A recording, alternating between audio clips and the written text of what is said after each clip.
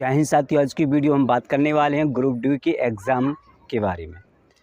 जी हाँ, group D exam के बारे में आज हम बात करने वाले हैं। मतलब आरआरसी की तरफ से एक नया नोटिस जारी किया गया है।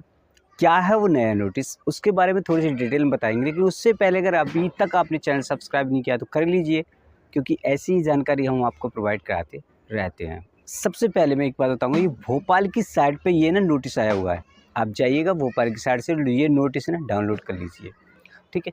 अब पढ़ेंगे इस नोटिस में तो आपको पाएंगे कि इसमें क्या चेंजेस कर दिए गए हैं। फर्स्ट ऑफ ऑल मैं आपको ये बताना चाहूँगा कि इससे पहले भी ग्रुप डी में कई नोटिस जारी किए हैं। आपने देखा होगा कि फरवरी में इसकी डेट फिक्स हो गई थी एग्ज़ाम की, लेकिन उसके बाद उन्होंने एक नोटिस निकाला, और नोटिस क्या था वो तो आप सब जानते ही हैं। उन्होंने क्या किया था, 2 टेस्ट कर दिए थे। 2 टेस्ट कर दिए गए थे, इस वजह से इस एग्ज़ाम पर हंगामा हुआ और इसको वापस से फिर से एक करना पड़ा। आरआरसी वाले वही गलती फिर से दोहरा रहे हैं। अब क्या क्या है देखो, नॉर्मलाइजेशन इन लोगों ने हटा दिया है। पहले क्या था, हमको नॉर्मलाइजेशन होती थी और नॉर्मलाइजेशन पर हमें क्या नंबर हमारे इंक्रीज़ किए होते थे, ठीक है। अब क्या है, नॉर्मलाइजेशन तो उन्होंने हटा दी है। अब ये जो ना परसेंटाइल लिया है, परसेंटाइल क्या है और कैसे काम करेगा, इस चीज़ को हम डिटेल में जानते हैं। उन्होंने साफ-साफ नोटिस में कहा है, हम एज जिनकी एज ज़्यादा है, पहले हम उन लोगों को उठाएँगे, ठीक है। एज वालों को वरीयता पहले दी जाएगी।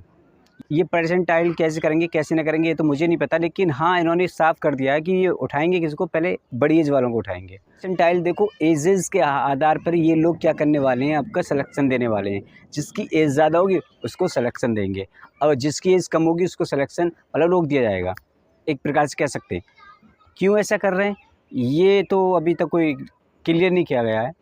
आई थिंक, मैं सोचता हूँ उन्होंने ऐसा इसलिए किया होगा कि एग्ज़ाम जो था, जिस वक्त उन्होंने फॉर्म डलवाए थे, जो बड़ी एजेस वाले हैं, जैसे हमारे 40-43 एज के थे उस टाइम, 42 के थे, और जो 40 के ऊपर के आसपास रहे होंगे, 45 तक इन्होंने एज मांगी थी, तो 45 तक भी एज मांगी थी, एज उनकी अबव हो गई है, तो हो सकता है उनके आधार पर ये कह रहे हों कि हम परसेंटाइल यूज़ करेंगे और बड़ी एज को हम यहाँ पे मौका देंगे।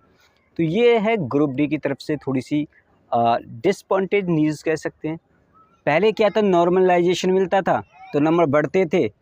अब क्या है कि नॉर्मलाइजेशन तो ख़त्म कर चुके हैं ये लोग। साफ कह दिया रेलवे ने कि नॉर्मलाइजेशन उन्हीं जगहों पे मिलेगा जहाँ एक से ज़्यादा एग्ज़ाम होगा, वो भी जोन वाइज मिलेगा, किसी में मिला नहीं भी मिला, ठीक है।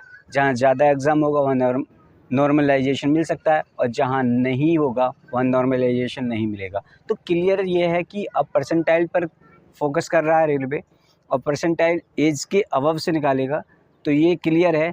तो सबसे बड़ी समस्या हमारे आगे ये है कि जॉब हम कैसे पाएंगे। परसेंटाइज तो लिए आया, कोई दिक्कत नहीं है, लेकिन कैसे पाएंगे। देखिए, 70+ स्कोर आपका होना चाहिए।